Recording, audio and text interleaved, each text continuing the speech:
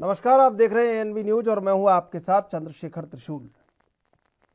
भारत दुनिया के एक गरीब और सबसे असमान देशों की सूची में शामिल हो गया है, जहां एक तरफ गरीबी बढ़ रही है जबकि दूसरी तरफ समृद्ध वर्ग और ज़्यादा अमीर बनता जा रहा है। विश्व असमानता रिपोर्ट 2022 के मुताबिक भारत की शीर्ष 10% आबादी के पास कुल राष्ट्रीय आय का 57% है, जबकि निचले तबके आबादी की हिस्सेदारी महज 13% ही है। रिपोर्ट में साल 2020 के दौरान वैश्विक आय में गिरावट को भी इंगित किया गया है, जिसमें लगभग आधी गिरावट अमीर देशों में और बाकी कम आय वाले और उभरते क्षेत्रों में है। विश्व असमानता रिपोर्ट 2022 शीर्षक वाली इस रिपोर्ट के लेखक लुकास चांसल हैं, जो वर्ल्ड इनक्यूबेबिलिटी लैब के सह निदेशक हैं।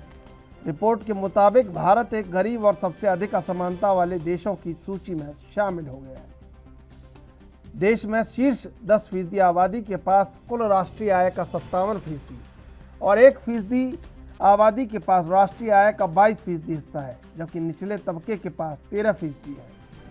रिपोर्ट ये भी कहती है कि बीते 40 सालों में देश अमीर होते गए हैं, लेकिन वहाँ की सरकारें गरीब होती गई हैं। दरअसल तमाम आंकड़े और आयोगों के गठन के बाद भी स्थिति जस की तस है। अमीर और अमीर होता जा रहा है, गरीब और गरीब होता जा रहा है। एक लंबे अरसे से आज़ादी के बाद से जो रिपोर्ट्स आई हैं, जो आंकड़े बने हैं, चाहे रंगराजन कमेटी की बात हो, चाहे दांडेकर कमेटी की बात हो, चाहे तमाम वो कमेटियां जो गरीबी को प्रदर्शित करने के लिए उनका गरीबी का विभाजन भी किया गया। शहरी गरीबी अलग है, ग्रामीण गरीबी अलग है, ग्रामीण निर्धनता के अलग आंकड़े हैं।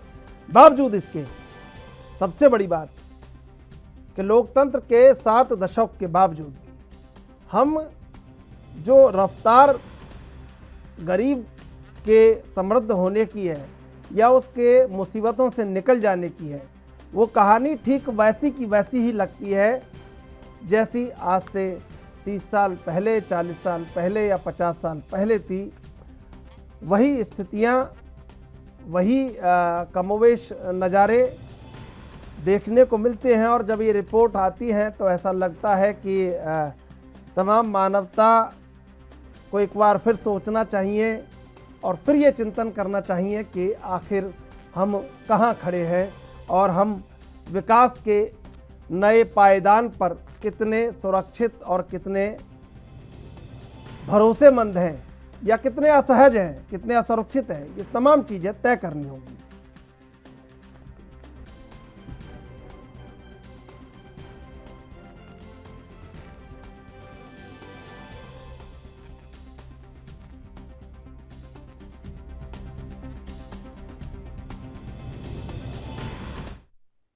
और इसी मुद्दे पर चर्चा के लिए आज हमारे साथ 4 मेहमान जुड़ गए हैं। डॉक्टर इंदुकांत दीक्षित हमारे साथ हैं, वरिष्ठ राजनीतिक विश्लेषक हैं।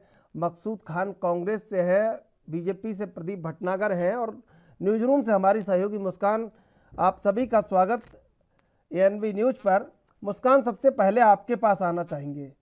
दरअसल ये आंकड़े कहीं ना कहीं झकझोर देते हैं कि हम कहाँ खड़े हैं, सुरक्षित हैं या असुरक्षित हैं, कितना सहज हैं, विकास के पायदान पर हमारी रफ्तार क्या है।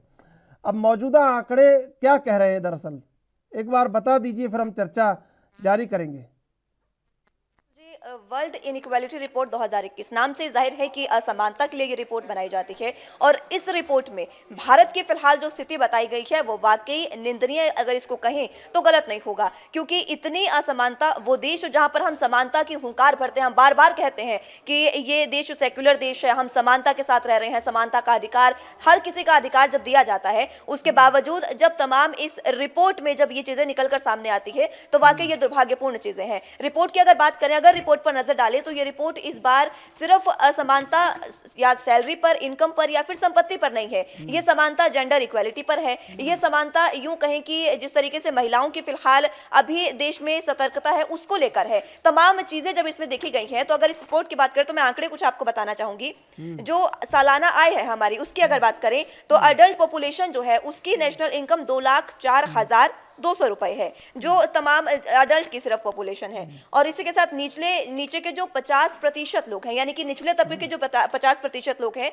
उनकी अगर आय की बात करें, उनकी इनकम की बात करें, तो मात्र 53,510। अब आप इसमें बीच में खुद ही गैप लगा सकते हैं कि एक और हमारी 2 लाख किसी की आय है और दूसरी ओर 53,000 है, और ये 53,000 भी सिर्फ और सिर्फ 50% लोगों की है। बाकी के जो हमारे पास टॉप 10 है, उनकी अगर आय की बात करें, तो पहले मैंने आपको अडल्ट पॉपुलेशन का बताया, टॉप 10 की बात करें तो उसमें 11,66,520, 11 लाख, 2 लाख और 53,000, 20 गुना तक का इसमें फासला हम देखने को मिल रहा है। यानी कि जिस तरीके से हम कह रहे हैं कि बिल्कुल खाई जितना अंतर इसमें देखने को मिल रहा है, तो ये कहना भी गलत नहीं होगा अगर 20 गुना इतना अंतर अगर हम सिर्फ आय में देख रहे हैं। संपत्ति की बात करें तो टॉप 1% जो संपत्ति है हमारी, 1% की जो संपत्ति है, उसमें 1/5 जो है, उससे ज्यादा इनकम जो है वो 22% उनकी लोगों की है, टॉप 1 में जो आते हैं। टॉप 10 की बात करें तो उसमें 2/3 यानी कि 57%, करीब करीब 60% अगर हम इसे लगा सकते हैं, कोई गलत नहीं होगा। बाकी की जो है, बाकी के जो लोग हैं उनकी मात्र 13%, यानी कि ये जो तमाम आंकड़े बताए गए हैं इस रिपोर्ट में, ये अब सोचने को मजबूर करते हैं कि लगातार हम जहां पर समानता की हुंकार भरते हैं, वहां पर ऐसी चीजें क्यों हो रही है। जेंडर इनइक्वालिटी की बात करें तो ये इसमें भी भारत सबसे ऊपर आप कह सकते हैं, क्योंकि जेंडर इनइक्वालिटी जहां पर लगातार हम बेटी बचाओ बेटी पढ़ाओ। आई चलते हैं, चर्चा करते हैं। मेहमान हमारे साथ जुड़े हुए हैं। सबसे पहले चलते हैं प्रदीप भटनागर के पास। प्रदीप जी, देखिए, ये सब आंकड़े और ये सब आयोग सब गठन हो रहा है, लेकिन फिर भी वही मुद्दतों पुरानी बात है कि गरीब और गरीब होता जा रहा है, अमीर और अमीर होता जा रहा है।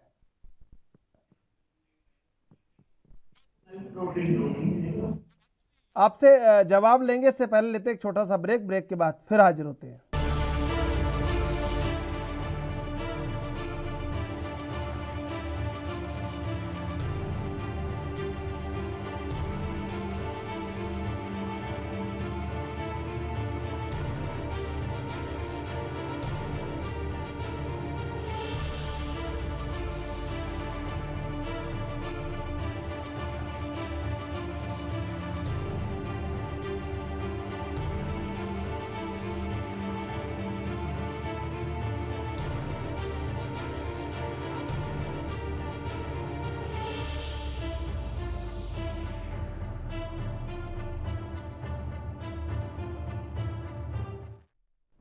तीनों मेहमान हमारे साथ जुड़े हुए, हम चलेंगे प्रदीप भटनागर के पास। प्रदीप भटनागर जी, वही सवाल लगातार चला आ रहा है कि गरीब और गरीब होता जा रहा है, अमीर और अमीर होता जा रहा है, ऐसा क्यों है?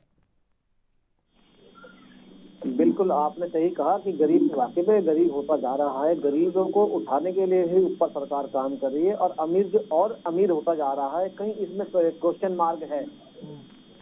मगर आप किस अमीरों को किस में आकलन करते हैं, बेसिक ये है।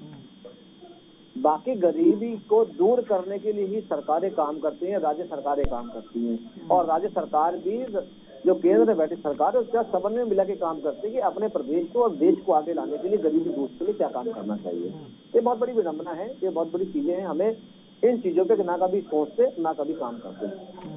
अगर सरकारें, राज्य सरकार और केंद्र सरकार इकट्ठे काम करें तो एक बहुत अच्छी बात है। आज ऐसा ही क्यों है कि अगर हम शुरुआत अगर गरीबी की करें तो पश्चिम बंगाल से शुरू होकर बिहार फिर उड़ीसा से फिर उत्तर प्रदेश, मध्य प्रदेश और भी कई जगह जाती है। आज उस पर काम करने का दौर है। क्या हमें नहीं पता कि हमने जब 62 का युद्ध लड़ा तो जहां हमें चीन को होना चाहिए था, आज वह चीन कहाँ है और हम कहाँ हैं। अगर सरकारें इन चीजों को लेके काम करती होती और इन पे अगर काम हमारा विशेष होता तो शायद ये चीजें नहीं आती। आज हम जिस चीजों बैठ के डिबेट कर रहे हैं और उन चीजों को उन्नति से लाने के लिए, आगे लाने के लिए सरकारें काम कर रही हैं, गरीबी दूर कैसे की जाए। अगर फिर आप कहेंगे थोड़ा सा बीच में राजनीतिकरण आ रहा है, मैं इसके लिए क्षमा प्रार्थी हूँ। आज जो उत्तर प्रदेश के साथ शुरुआत हुई है, जो और प्रदेशों में भी शुरुआत होनी चाहिए कि रोजगार लोगों को कैसे मिले। सरकारें जो योजनाएं बंद पड़ी थी और सरकारें भी उन चीजों को शुरू करें, जैसे उत्तर प्रदेश के अंदर चीनी मिलें उनमें चालू की गई, जैसे उत्तर प्रदेश में खाद बनाने का काम चालू किया गया। देखिए जब खाद बनेगा इतने बड़े उसमें तो कितने लोगों को रोजगार मिलेगा। एम्स बना, एम्स में कितने लोगों को रोजगार मिलेगा। जो हमारे प्रदेशों के अंदर बड़े बड़े जिले हैं जो गरीबी स्तर से बिल्कुल नीचे हैं, आज हम लोग आज सरकार में रह के आज देश के कम से कम 80 करोड़ लोगों को राशन दे रहे हैं मुफ्त में। तो ये शोभनीय थोड़ी ना है। कि शो किसी को फ्री में दिया जाए और उसको उन्नत करना चाहिए, आगे बढ़ाना चाहिए कि लोगों को ये मुफ्त खोरी से निकल के आगे आए, आप स्वयं का रोजगार में हो। और इस चीज को लेकर सरकार गहनता से उन चीजों को ला रही है, तभी टनल बन रहे हैं, जम्मू कश्मीर को विकसित किया जा रहा है, उत्तर प्रदेश को आगे लाया जा रहा है, मध्य प्रदेश को आगे लाया जा रहा है, कर्नाटक में चीजें लग रही है, कहीं कहीं कुछ बन रहा है, कहीं कुछ बन रहा है। इसीलिए इस देश में अगर उन्नति चाहिए तो योजनाएं और काम होने चाहिए, तभी ये हमारा देश आगे आएगा। ठीक है मकसूद खान, ये जो सवाल है लगातार मुद्दतों से जारी है, सरकार बदली, लोकतंत्र की बार बार परीक्षा के दौरान कई दल, राजनीतिक दल सरकारों में आए गए, लेकिन सबसे बड़ा सवाल कि गरीब और गरीब होता जा रहा है, अमीर और अमीर होता जा रहा है, ऐसा क्यों है? त्रिशूल जी, ऐसा इसलिए है कि हमें समझ नहीं पा रहा था कि भाजपा के जो प्रवक्ता हैं वो पक्ष में बात कर रहे, विपक्ष में वो अपनी सरकार की बुराई भी करने लगे थे, वो काम नहीं कर रहे। तो दरअसल बात ये है कि जब सरकार जो है, देखिए एक इंग्लिश में कोट है कि डेमोक्रेसी के लिए यूज की जाती है कि democracy is the dictatorship of capitalist. जो लोकतंत्र है वो पूंजीवादियों का एक तरह से शासन है, और इस वक्त जो सरकार बैठी है केंद्र में, वो एक तरह से साफ झलकता है कि वो पूंजीपतियों की हितैषी सरकार है। और जब सरकारें पूंजीपतियों की खुलकर मतलब एक समर्थन करने लग जाए, उनके लिए काम करने लग जाए, तो फिर तो देश का गरीब तो और गरीब होना ही है।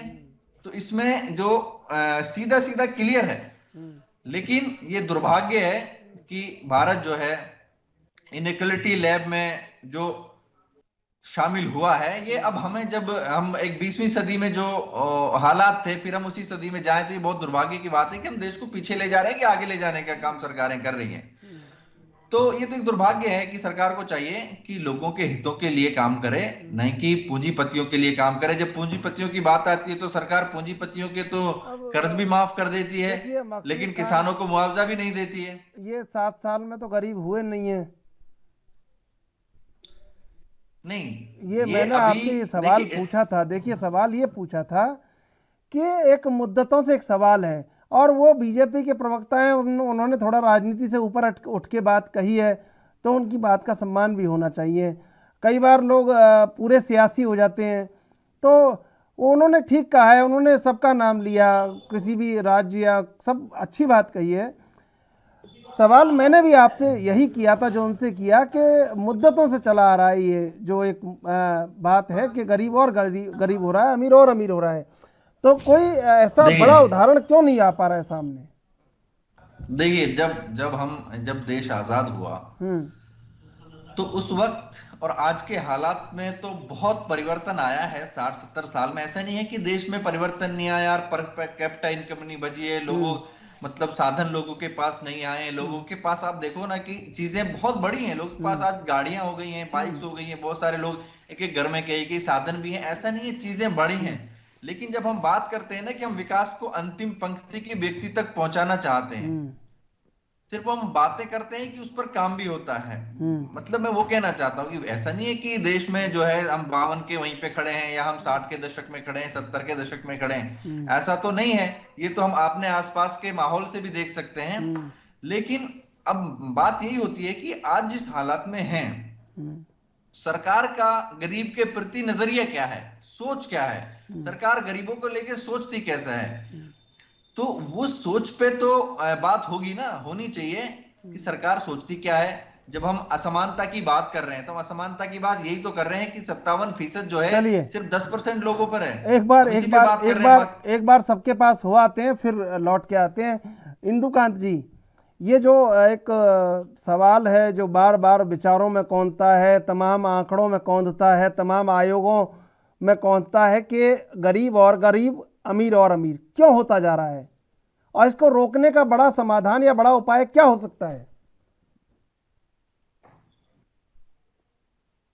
की 2 पंक्तियां हैं जो बताता है, वो बताने के लिए सफिशिएंट है कि क्या हुआ है। मैं आपको बताना चाहूंगा, सुनाना चाहूंगा।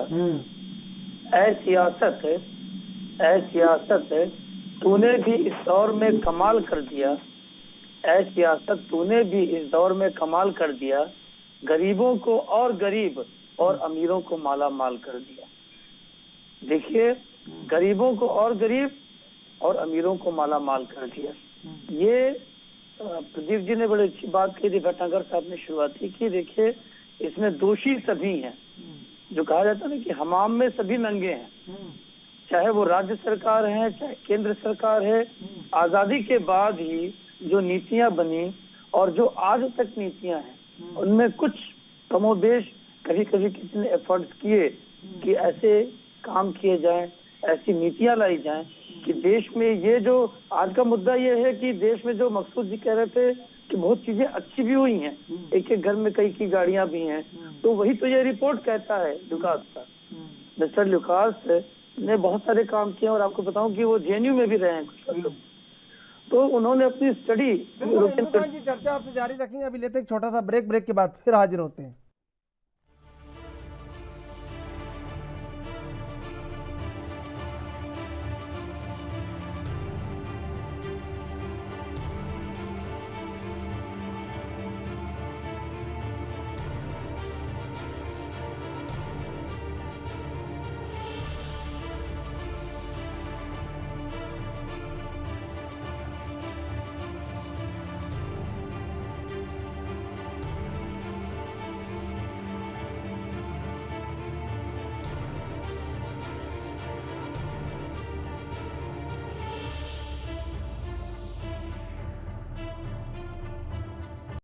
तीनों मेहमान हमारे साथ जुड़े हुए, हम चलेंगे इंदुकांत दीक्षित के पास। इंदुकांत दीक्षित जी, आप अपना जवाब दे रहे थे, जवाब जारी रखिए, लेकिन सवाल वही गहरा कि आखिर क्यों गरीब और गरीब हो रहा है।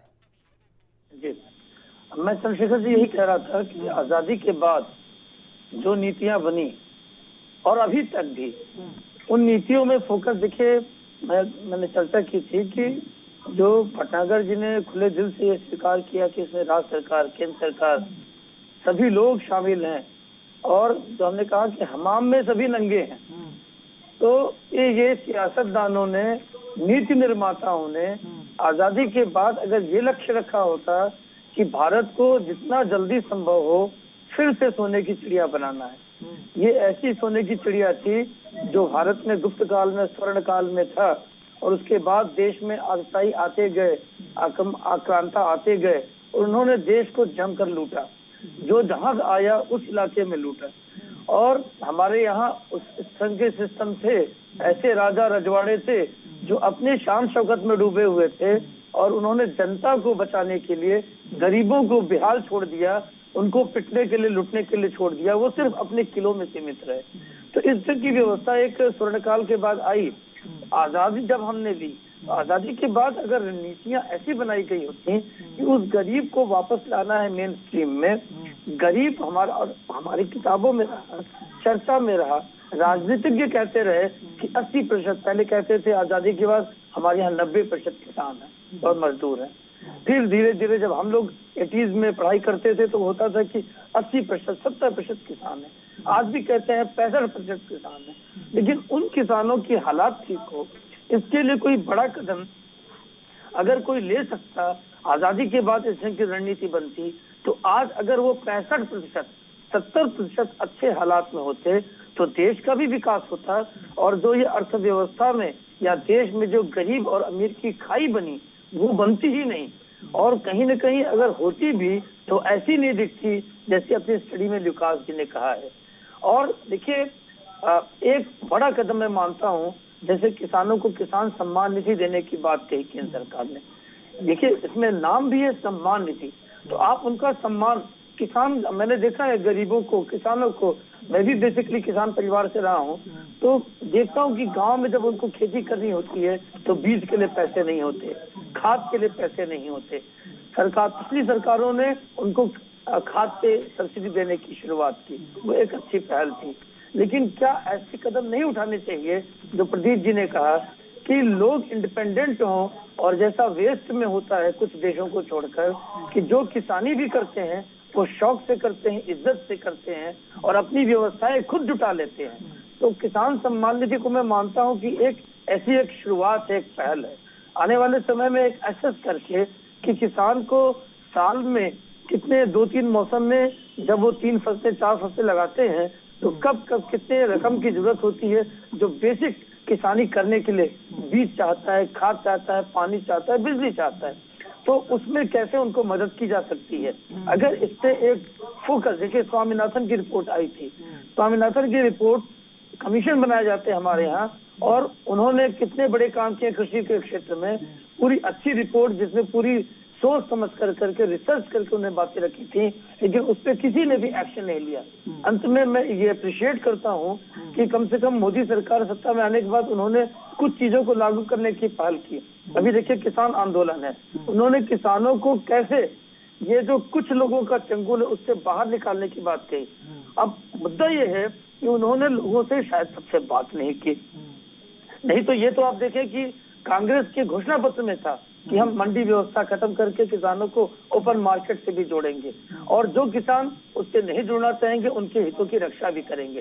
तो ये अगर बात विचार करके लोकतांत्रिक ढंग से विमर्श करके होता, जो कांग्रेस के घोषणा पत्र में था और मोदी सरकार ने किया, तो अगर उनका लक्ष्य था कि 85% किसान को लाना है ऊपर और सम्मान के साथ जीने लायक बनाना है, तो आज ये हालात किसान आंदोलन का रूप नहीं लेता। तो जो 85% लोगों के हित की बात आप करते, तो 15% लोग इस ढंग के बदमाशी नहीं कर पाते, बदतमीजी नहीं कर पाते, जो मैं मानता हूं कि अगर 85% के हित में चीजें थी। लेकिन अगर मंशा साथ में ठीक है, तो साथ में उद्देश्य के हिसाब से उचित कदम उठाकर देश की जनता को साथ में लेकर एक विमर्श करके किसानों को ऊपर लाना है, मजदूरों को ऊपर लाना है, उनके इंश्योरेंस पेंशन की व्यवस्था करनी है, ये अगर किए जाए और सिर्फ देश में केवल पूंजीपति आगे बढ़े, इस बात को रोकना होगा। अन्यथा जो हमारा देश एक समाजवादी देश माना जाता है, वो न तो वो समाजवादी हो पाएगा, न वो कम्युनिस्ट हो पाएगा, पूंजीवादी देश होकर रह जाएगा। इससे जो ये बात रिपोर्ट में कही गई है कि घाई खाई बढ़ेगी, ये खाई बढ़ती चली जाएगी। जी प्रदीप भटनागर जी, देखिए योजना आयोग से हम नीति आयोग पे आ गए, लेकिन नीतियां जमीनी स्तर पर प्रभावशाली होना बहुत आवश्यक है और उनकी गति भी तेज होना आवश्यक है, क्योंकि जिस तरह से अपेक्षाएं हैं उन अपेक्षाओं का पूरा होना बहुत ज़रूरी है। अगर हम निर्माण की बात करते हैं, हम आगे बढ़ने की बात करते हैं, हम परिवर्तन की बात करते हैं, तो बिल्कुल मैं थोड़ा सा पीछे जाना चाहूंगा जी। अभी आपने नीति आयोग, नीति की बात करी, मैं आयोग की तो खैर नहीं बोलूं, नीति की बात करी, और आपने एक किसी काम को दृढ़ संकल्प लेके आगे बढ़ने का काम करा, तो उसके लिए एक मजबूती चाहिए होती है। पहले क्या था कि जो फाइल चलती थी कि वो पहले स्टेबल पे आई या स्टेबल पे आई, वो सालों लग जाते थे योजना के लिए। सरकार आई सबसे हर चीजों को लेकर पहले एक टेबल पे लेके आई, हर चीज एक टेबल पे बाधा ना हो, आगे बढ़े, जल्दी काम हो। अगर आप 5 वर्ष में देखेंगे, हमारे केंद्र सरकार 7 वर्षों में देखेंगे, तो देखिए जितना बड़ा जाल अगर हाईवेज का हुआ तो वो फाइलों में ही घूम के रह जाता और फाइलों में ही बंद हो जाता। अगर हम चले अगर रक्षा प्रणाली की तरफ, तो आज जहाँ रक्षा प्रणाली में जहाँ भारत अब कदमों में, आज कदम बाई कदम आगे आ रहा है, वो किसी जरिए से तो आ ही रहा होगा। कैसे आय बढ़ाए जाए, देश की आय बढ़ेगी तभी टैक्स आएगा तभी कुछ चीजें खरीदी जाएंगी। देखिए बड़े दुख की बात है, अभी मैं वित्त मंत्री जी का पढ़ रहा था कि अभी तक केवल अभी तक 2.5 से 3 करोड़ लोगों ने ही अभी तक इनकम टैक्स रिटर्न भरी है। ऐसा क्यों कि 2000 अभी 4 साल के अंदर 5 करोड़ 85 लाख समथिंग के लोग ही अभी टैक्स भर रहे हैं। इस भारत में क्यों नहीं सारे लोग टैक्स भरते? अगर पूरे भारत के अंदर अगर सारे ही इनकम टैक्स देने लगे, अगर 25% 30% भी देने लगे, तो बताइए हम कहाँ होंगे इस समय। हमें अच्छा हाईवे भी चाहिए, अच्छा खाना भी चाहिए, 24 घंटे लाइट भी चाहिए, हमें लग्जरी गाड़ी भी चाहिए, हमारे को सुरक्षा भी चाहिए, तो सब चीजों के लिए धन तो खर्च होता ही है। जब पूंजीपतियों की बात हो रही है, अभी कह रहे थे कि देखिए मैं वक्त में इस मामले में राजनीति नहीं करना चाहता, मैं तो देश की बात चल रही, देश के बारे में बात करूंगा, देश के नागरिकों की बात करूँ, मैं भी हूँ। अगर पूंजीपतियों की बात करें, पहले बताइए हम पूरे भारतवर्ष के अंदर जितने पूंजीपति थे, विश्व में किस पूंजीपति के बराबर आते थे? हर कोई, पूरा विश्व और यूरोप हमें छोटी तुच्छ निगाहों से देखता था। हमारे को ऐसा नीचे स्तर पे देखा जाता था कि हमारे प्रधानमंत्री भी दूसरे तीसरे चौथे रो में खड़े होते थे। अगर सरकार ने अगर भारतवर्ष का नाम ऊंचा करने के लिए कुछ ऐसे मजबूत काम करे हैं, कुछ ऐसे मजबूत चीजें लाए हैं कि ठीक है, हमारे विपक्षी भाई भाई बंधु नहीं समझते और इस चीजों पर उंगली उठाते हैं, मगर देखिए, कुछ ऐसे डिसीजन है। प्रदीप जी देखिए, ये जो सामान्य स्थितियां हैं वहाँ ये सब चीज़ें पता नहीं लगती कि दरअसल नीचे क्या चल रहा है, लेकिन जब कोरोना जैसी महामारी आती है, लॉकडाउन लग जाता है, आपको एक दृश्य याद होगा, एक परिवार, एक माँ बाप अपनी बिटिया को बैग पर लिटाकर, वो बैग पर लेटी है, उसको वो सो रही है, उसको लेके चले जा रहे हैं लंबे सफ़र पे। उस सफ़र का ना कोई अंत है ना कोई गंतव्य है, क्यों जा रहे हैं और कितना महंगा वो बैग होगा। 100 रुपए की चीज़ों को जुटाकर अगर वो चले जा रहे हैं तो कहीं ना कहीं तो ऐसा लगता है कि लोकतंत्र असहाय हो गया है। मैं ये नहीं कह रहा कि सरकार किसकी है और किसकी नहीं है, लेकिन वहाँ आपकी भी आंखों में थोड़ा थोड़ा पानी तो आया होगा, थोड़ा थोड़ा सबको लगा होगा कि कहीं कलेजा गीला हुआ है। अगर ये सब हो रहा है तो ये असामान्य परिस्थितियाँ क्यों होती हैं और इनको हम क्यों नहीं मजबूती से लड़ पाते हैं इनसे, सबसे बड़ी बात ये है। आप तो बहुत थोड़े थोड़े की बात कर रहे हैं, मैं तो धरती में गड़ गया। और मुझे से भारतवासी को तो धरती में गड़ जाना चाहिए कि इस भारतवर्ष के अंदर वो अपनी बेटी को कैसे साइकिल पे ले जा रहा था। तो बहुत शर्मिंदगी की बात है। अगर 2 आंसू नहीं बहे बेकार है इंसान होना। ठीक है, मेरे पीछे भारतीय जनता पार्टी का बैनर लग रहा है, मगर प्रथम भारत का नागरिक हूं मैं और भारत की बात करूंगा। यही खूबी एक भारतीय जनता पार्टी कार्यकर्ता की कली चीज। देखिए, अगर हम उस चीज को विषय बात कर, फिर मैं आपकी बात कर रहा हूँ, ये नीतियों में कमी थी, ये प्रदेश के और राष्ट्र के नीतियों में कमी थी। अगर नीतियां पिछली सरकारों में या पिछली योजनाओं में पूर्ण रूप से बनती आती, ये नीतियां जो सरकारें प्रदेश के अंदर रही, जिस पर उत्तर प्रदेश की बात कर रहे हैं जहाँ की ये आप बता रहे हो, ये नीतियां अगर पिछली सरकार की बनती आती तो ये देखने को नहीं मिलता। एम्बुलेंस तो है मगर एम्बुलेंस चलाने वाले नहीं है। क्यों नहीं है? क्योंकि उनका आय देने का जरिया नहीं था। क्यों नहीं था? क्योंकि पिछली सरकारों ने आय के स्रोत नहीं बनाए थे। अगर आपके आय के स्रोत होंगे राज्य सरकार में, तभी तो आप किसी की आप तनख्वाह दे पाओगे जी और इनको चला पाएंगे। ये बिल्कुल, आपसे चर्चा जारी रखेंगे। अभी लेते एक छोटा सा ब्रेक के बाद फिर हाजिर होते हैं।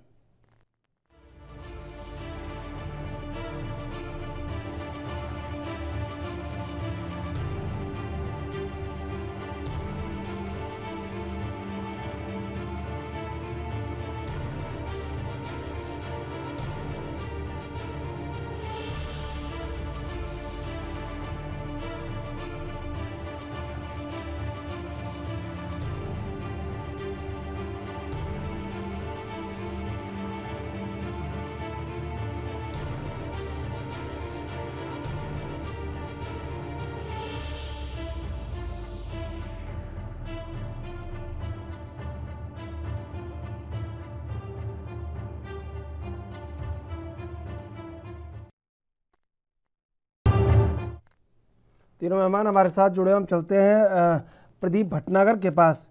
जी प्रदीप जी। मैं बिल्कुल रोजगार की ही बात कर रहा था, क्योंकि रोजगार की योजनाएं बनानी पड़ती है राज्य सरकार को भी, केंद्र को भी। केंद्र सरकार अगर रोजगार की बात नहीं करती तो बैंक में देखिए, जो बैंक चल रहे हैं क्या उसमें जो बच्चे काम कर रहे हैं वो रोजगार मिला उन्हें कर रहे हैं। जितने भी संस्थानें चल रही हैं जो चला रहे हैं उसमें रोजगार मिला तभी तो चल रही है। प्रदेश सरकारों पे जाएं तो प्रदेश सरकार कभी डाटा क्यों नहीं देती है? प्रदेश सरकारों में वादे करके तो आती हैं। मैं सब प्रदेश सरकारों को कह रहा हूँ, चाहे मेरी सरकार भी क्यों ना हो। अगर प्रदेश सरकारों को इस काम पे करना चाहिए, प्रदेश सरकार क्यों नहीं है? आप युवाओं को पेपर देते हैं, लीक हो जाता है, युवा आप हक की बात करते तो आप लाठी से मारते हैं। अगर युवा आपसे अगर कुछ पूछे तो आप उससे बोलते नहीं है। आपके प्रदेश के अंदर अगर 1,88,000 करोड़ का कर्जा हो आप उससे बात नहीं करते। आप मुफ्त बिजली की बात तो करते हैं, मुफ्त पानी की बात तो करते हैं, मगर आप रोजगार की बात उनकी योजनाओं पे क्यों नहीं करते? सबसे बड़ी विडंबना ये है। और मुफ्तखोरी में कहीं हम लोग भी पीछे नहीं है, हमें भी सब मुफ्तखोरी की आदत पड़ती जा रही है और कुछ सरकारें डाल भी रही हैं कि आप मुफ्तखोरी में आइए और मुफ्त में दीजिए। अगर सब बच्चों फिर क्यों बोर्ड की परीक्षा होनी चाहिए? उन्हें फिर तो फ्री में ही सब कुछ दे देना चाहिए, उन्हें फ्री पास करके सब उन्हें डिग्रियां दे देनी चाहिए। कंपटीशन की चीज का है पहली चीज। देखिए, हमें इन चीजों पे बहुत गहनता से सोचना पड़ेगा। आप बैठ के अगर कहें कि जी पूंजीपति देश चला रहे हैं, बिल्कुल देश पूंजीपति चलाते हैं, इसमें दोहराई नहीं है। अगर पूंजीपति काम नहीं करेंगे तो टैक्स नहीं आएगा। पूंजीपति अगर फैक्ट्री या नई इंडस्ट्री नहीं लगेगी तो निश्चित कोई चीज नहीं हो पाएगी। पूंजीपति को तो सरकार कोई भी हो, आज 70 वर्ष में कांग्रेस बहुत लंबी टाइम तक रही, और पूंजीपतियों को कितना सपोर्ट रहा है वो सबको देखा, सब कुछ कहा हमने। आज बैंकों का जो हजारों लाखों करोड़ रुपए लोग लेके भागे, उस पर कोई योजना नहीं थी, वो बननी चाहिए थी। अगर सरकारें सब चीजों पर अमल करती होती, उन कानूनों को मजबूती से बनाने होती, तो किसी की हिम्मत से कोई 1 रुपया लेके भाग जाता। आज समय है हर चीज के बारे में गहनता से सोचने की, और मैं तो निवेदन करता भी हूँ विपक्ष से भी कि इस चीजों में कानून बने और बनाना चाहिए। विरोध करिए, बिल्कुल कोई आपत्ति नहीं है, मगर बुरी चीजों के लिए करिए, अच्छी चीजों के साथ खड़े होइए आप। जी बिल्कुल मकसूद खान, देखिए जो नहीं सुनना चाहते थे वो भी सब कह दिया आज तो प्रदीप भटनागर ने। अब इसके पीछे का कारण तो समझ में आता नहीं है कि क्यों ऐसा बोला है, लेकिन सब कुछ तो बोल दिया उनने सियासत से ऊपर उठ के। अब आपके लिए भी ज़रूरी है कि आप भी वो बोलें जो सियासत ना हो, उसमें जनता का दर्द हो।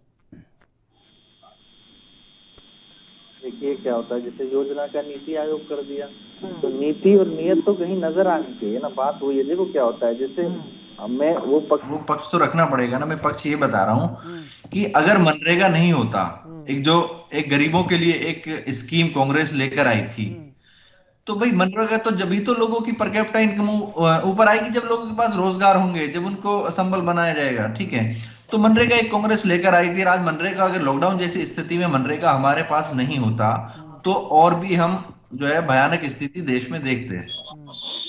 तो मैं ये कह रहा हूं कि कांग्रेस ने जो काम किया, जो नियत और नीति थी, मनरेगा हो चाहे खाद्य सुरक्षा की गारंटी का कानून हो, और मैं इंदु जी से ये कहना चाहूंगा कि कांग्रेस ने अपने घोषणा पत्र में जो मंडी व्यवस्था खत्म करने का ऐसा कोई सिस्टम नहीं था कि किसानों का एक मंडी व्यवस्था सिस्टम कर देंगे। कांग्रेस ने हमेशा सुधारों की बात की थी, सुधार के लिए हमेशा कांग्रेस साथ रही है, लेकिन किसानों ने कह रहे कि किसानों को समझा नहीं पाए। ये सीधा सीधा कॉर्पोरेट को फेवर करने वाले कानून थे, तो वही जिस पे हम बहस कर रहे हैं। फिर उस बहस का मतलब क्या कि कॉर्पोरेट की तरफ हम सारा जो हम अपने सारी जो अपनी सोच है और सारा जो देश के साधन है कॉर्पोरेट को दे देंगे। जैसे आज सारे हवाई अड्डे बेचे जा रहे हैं, मतलब बैंक्स बेचे जा रहे हैं, अभी बैंकों का भी निजीकरण हो रहा है, रेलवेज बेची जा रही है। तो ऐसे में जब चीजें कॉर्पोरेट के हाथों में चली जाएंगी, अगर आप हॉस्पिटलों को भी कॉर्पोरेट के हाथों में दे देंगे तो गरीब इलाज कहां से करा पाएगा। तो ये तो और विषम स्थितियां पैदा की जा रही हैं, बिल्कुल हम जो नहीं होनी चाहिए। जान लेते हैं हम इंदुकांत जी से। इंदुकांत जी, एक तो ये जो निजीकरण हो रहा है इसका भी थोड़ा सा आप रोशनी डाल दीजिए, और सबसे बड़ी बात कि बदलाव कैसे होगा इस, क्योंकि बड़ी साफगोई से स्वीकार किया है प्रदीप भटनागर ने कि 2 बातें मैं जी चंद्रिका जी 2 बातें मैं कहना चाहूंगा। एक तो जो नीति और नियत की बात मकसूद साहब कह रहे हैं, देखिए स्वामीनाथन कमीशन का गठन किसने किया था? तत्कालीन मनमोहन सिंह जी की सरकार ने किया था, और उसकी रिपोर्ट आई थी 2006 में। 2006 की रिपोर्ट में स्वामीनाथन जी की जो जितने भी रिकमेंडेशन थे, उसमें एक बहुत सबसे प्रमुख रिकमेंडेशन था किसानों और मजदूरों की स्थिति अच्छी करने के लिए कि जितना एक वेटेड कास्ट उनका प्रोडक्शन में आए अपने अनाज के, उससे 50% बढ़ा करके उनका एमएसपी तय होना चाहिए। लेकिन इसके बाद 2007 में डॉक्टर मनमोहन सिंह जी 2006 में रिपोर्ट आ गई थी स्वामीनाथन जी की, एमएस स्वामीनाथन जी की, जो उन्होंने ही बनाया था। इसका मतलब नियत में था ये करना। लेकिन जब 2007 में राष्ट्रीय नीति किसानों की बनी खेती की, तो उस रिपोर्ट में इसका जिक्र तो छोड़ दीजिए, कोई भी अंश नहीं लिया गया। तो ये तो नीति नियत जो हमने आपको शुरू में कहा कि सियासतदानों का स्पष्ट है, और इसकी बात शुरू हुई जब मोदी जी की सरकार आई कि हमें करना है। और अभी 2014-15 में उन्होंने, और स्पेशली 18 में मैंने देखा कि खरीफ और रबी की कई फसलों में बड़े पैमाने पर बढ़ाया गया एमएसपी। तो रिपोर्ट गठन उन्होंने किया कांग्रेस ने, उसको इम्प्लीमेंट करने का चर्चा और एमएसपी का चलन, सर एमएसपी का चलन तो मतलब हम भी किसान ही परिवारों से आते हैं, हम भी किसानों परिवार से आते हैं। एमएसपी हर साल तय होता आ रहा था पहले से ही, लेकिन आज जो एमएसपी की मांग करें, आप एक स्टेट तो देखिए ना, आप जैसे यूपी हो गया, ठीक है, यूपी में ज्यादा किसान है, लेकिन बिहार के आपके किसानों की हालत क्या है? भाई केंद्र सरकार को तो सारे देश की जिम्मेदारी ले रहे हैं, तो बिहार में आज किसानों की हालत क्या है? और उत्तर प्रदेश मकसूद जी मैं ये कहना चाहता था कि दो चीजों पर मैं बात कर रहा था। एक तो ये कि नियति अच्छी होने पर वो आपके एक्शन में भी दिखना चाहिए। तो स्वामीनाथन की कमीशन आपने बनाया, मनरेगा को लागू आपने किया, देखिए अच्छा आरटीआई आपने लागू किया, लेकिन इसके बाद आप देखिए स्वामीनाथन कमीशन की रिपोर्ट आई लागू करने के लिए एफर्ट, उसके बाद आपकी सरकार 8 साल थी, कोई नहीं किया गया। मैं पूरी बात कर लूं जी, मैं पूरी बात कर लूं। सीएसआर भी आपने लागू कर दिया जी। अब आप ये देखें कि जब नई एक औद्योगिक नीति आई थी नरसिंह राव जी की सरकार के समय में, तो वो जो खुलापन आया दुनिया के साथ, उसमें किसानों के इंटरेस्ट की रक्षा कैसे की जाए इसका भी उतना ही ध्यान रखा गया होता, तो देश में जो ये खाई है ये बढ़ने के बजाय घटती। मेरा कहना यह है कि किसी एक पार्टी ने सियासतदानों को एक राष्ट्रीय नीति आजादी के बाद से लेकर, देखिए अमेरिका जैसे देशों में जो बढ़त हुई, जो उनके यहाँ ज्यादा विकास हुआ, खाई कम है, उसका एक बड़ा कारण क्या है? सरकारें आती जाती रहती हैं, जो राष्ट्रीय नीतियां हैं रक्षा की, विदेश की, किसानों की, स्वास्थ्य की, उनमें लगभग एक रूपता रहती है। ये नहीं कि गोल्डन क्वाड्रेंगल का शुरुआत किया वाजपेयी जी ने, तो दूसरी सरकार मनमोहन सिंह की आई, उन्होंने बोर्ड भी हटवा दिए, योजनाएं भी बंद कर दी। बहुत अच्छी बात आपने कही, एक रूपता रहनी चाहिए जी। ये तो भाजपा ने भी कर रहा है कि सारी, ये तो आप नाम बदलने का खेल तो असली तो भाजपा ही कर रही है, आपको भी पता है। अब सारी चीजें, अब राजनीतिक बहस मुद्दा थोड़ा करीब क्या तरह का है, बहुत ज्यादा दुकान जी ये बहुत अच्छी बात है कि एक रूपता रहनी चाहिए, लेकिन एक रूपता नहीं है, यहाँ सियासत के साथ योजनाएं बदल जाती हैं।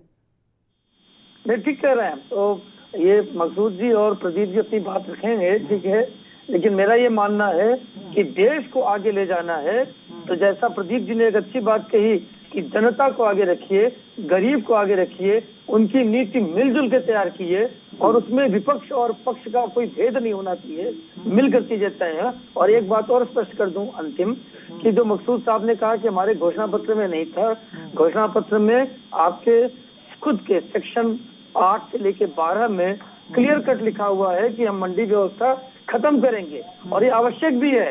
मंडी में मैं खुद गया हूँ मकसूद साहब, और आप तो देखते होंगे क्योंकि आप भी कि लोग कैसे, किसान ने मांगा 10 रुपए और उसने अपने लगाए हैं 8 रुपए, और मंडी वाले उसको किस तरह से बार्गेन करके 6 रुपए में निपटा करके उसको 16 रुपए में बेच करके। बिल्कुल इंदु खान जी, समय समाप्त हो रहा है। इंदु खान जी, प्रदीप भटनागर जी, मकसूद खान जी, आप तीनों का बहुत बहुत धन्यवाद डिबेट में जुड़ने के लिए।